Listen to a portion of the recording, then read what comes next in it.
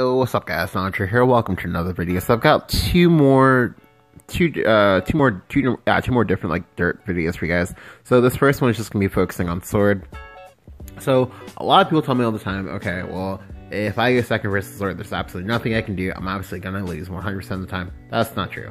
So versus sword, a very specific thing that you need to like realize is that like you need to play wards. Like you need to play either soft wards or hard wards. But things like, say, you know, like taking out like some like small opportunity costs and like putting in stuff like unicas in your deck, those go a long way towards winning versus sword. Because like the sword player can't.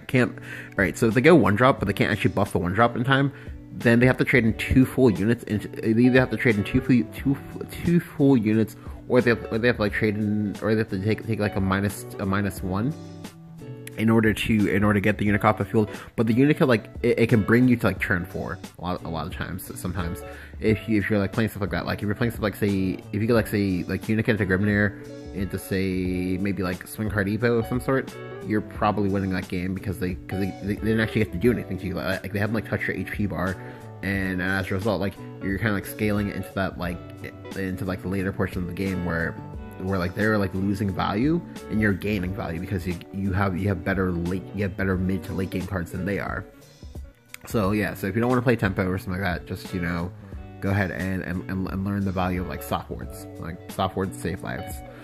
Well, sorry, soft wards and hard wards, but usually soft wards, because like there are a lot of good like early game soft wards they can like play out like very early, as like turn 2, that just like win the game. But yeah, so for this game, like with dirt, like dirt, you get kind of lucky because like you have a lot of like soft wards. Okay, I say a lot, but you have like 2 wards they can play, and that is the Scrapper and Smelter. Then you also have like 3 soft wards in that of Carl, and those go a long way. Like if you see one of those, you're probably gonna win that game. Alright, so this game, I have the Carl, I have a Levi, so I'm in a great spot. Yeah, like then when I pick up the Magic Illusion, so I don't have to like sacrifice my Levi, it's just GG. Like he's not winning this game. Because like the good thing about Carl is that Carl effectively reads 3 mana, heal 4, because you get the 1 healing immediately, and then the sword player is smart, they're probably gonna get that off the field before you can like spam out a whole bunch of sigils. But if they don't, they can possibly heal for at least 2 more, maybe 3 more.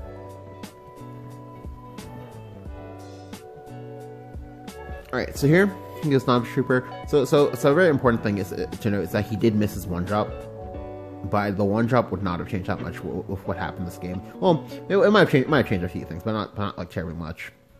So here, I clear off the commander. I clear off the commander as opposed to the officer, because okay, so there's like equal likely opportunities that he picks up something ridiculous. But I want to clear off the commanders this way. His 2/1 storm, if you have a commander, isn't active. But here, when I have the piercing room, I'm just like, okay, well, GG, friend. And now I can kind of like turn the corner and make a board and start threatening to kill him. Now, the good thing about Rune as a whole is that they've always been kind of like favored versus like some of like these like sword matchups. Like I mean, like now obviously stuff like D-Ship is like less favored because they play like no creatures. But if you're playing creatures as like a Rune deck, you're usually favored versus sword, just because like you do a lot of gross things to them. So here so he's at 14. He chooses to go face instead of trading, because, you know, trading is for scrubs. Here I gotta play out the second Carl. I get 2 more healing. Like, and if we already knew that he wasn't gonna kill me, like we know for sure he's never gonna kill me. Alright, so to be honest, I did actually misplay here. I should have sacrificed the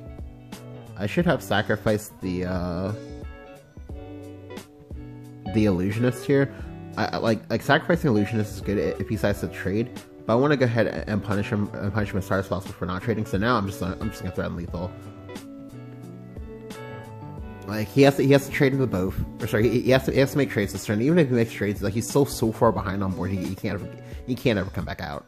Like, so now I just kill him because he didn't make trades. He just like said, fuck it, I'm just gonna go face all day, every day, never face Bible Thumb.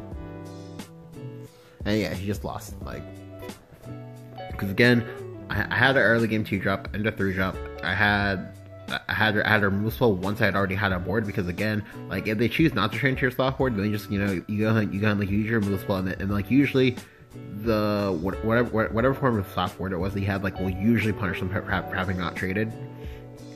And yeah, like you just like kind of just come from behind and just kind of go in.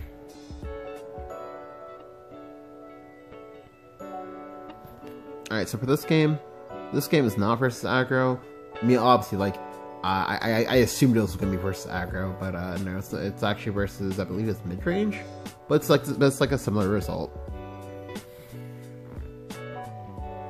Alright, so go and toss back everything. Now, a lot of times, one thing that I see people like do, and even I myself sometimes do this, is that like you try to like greed keep when you're going second. Don't do that. Like, only first player gets the option to go ahead and make like greedy keeps, just because again, like, they're going first. Like, if you're going second, you need to accept that you're going to be the defender, and just, you know, go about your business, and just like make the crack mulligans. So here I go. I'm gonna play up the Illusionist. Now Illusionist is very good versus Sword, because like they only play creature removal. They don't play like spell removal, and the ones they do is like stuff like Shield of Flame. You only have 3 shields of flames in your deck. Yeah, like he used the Shield of Flame there. I didn't like it because, alright, so you do it, but that's not good, because like I still have my creature. And I got to draw a card. Like, for me personally, I only ever like clearing Illusionist when I can clear all of his bodies in the same turn. Additionally, I played out the Dwarf Alchemist so I could play out the Cauldron. Like, if I didn't have the Cauldron, I probably would have like baited myself into playing Carl. But Carl is never the play there. The reason why Carl's never the play is because like he passes turn 2. Sorry, he passes like turn 1, turn 2, and then his turn 3 he went Shield of Flames. So I know he wants to play Geno. Like, he plays the Geno. If he can't actually clear anything on the board, then he's in an awkward spot. Additionally, here, I know it's anecdotal, but with the extra card that he gave me for free because he decided to Shield the Flame it early, I've now drawn into a Halo Golem. Like if I hadn't seen the Halo Golem, I would have had to play Carl. Now obviously, you know for a fact that between Carl and Halo Golem and this particular board state, Halo Golem is always better. So that's gonna slam down Halo Golem. Now I could Evo to try to protect my Illusionist, but I'm just like, nope, fuck it, we go on face. Because I know that Sword doesn't have healing. Like, unless he has like random Lucifer in his deck, which won't come online for like another like 3 turns, he can't actually heal from here. So if he can't heal from here, then like I'm gonna be able to threaten to do a lot of gross things to him. Because like next turn, I can go and just like Dance to Death or whatever card he plays. Then turn after that, I can go ahead and play Mutable. Then from there, I can go ahead and probably have emptied out my hand enough that I can go ahead and try to go for an Oz Lethal. Additionally, here, I did not like the Evo on the Mars. I actually would have Evo'd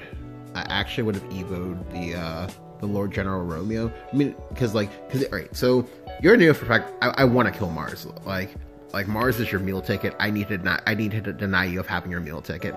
So if you Evo the Romeo, it puts me into an awkward spot where I have to have a removal spell for both Romeo and the Mars at the same time, because the Romeo is threatening to push 4 damage into my face. Whereas the Mars is starting to make out like a lot of like really gross, overstated creatures. So he put me into a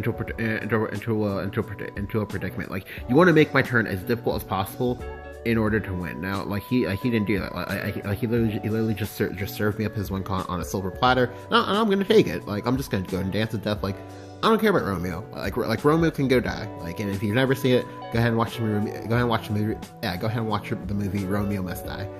Pretty funny movie. Well, I say it's funny, but it's not. It's more of an action movie. Anyway, rambling aside. So here, he plays up the Luminous Mage, but that's checkmate, because now all I gotta do is I'm just gonna go ahead and go Mutable.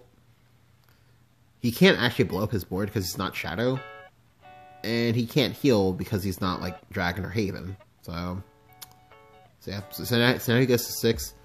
He can't kill me from here either, like, because he's playing a board centric mid-range deck. So like he can't, like the most he could have done to me there was 5 from like an Albert to drop me down to 3, but 3 is not, you know, lethal. So I just gonna go Demonic Strike. Now he's in range, and now he just dies.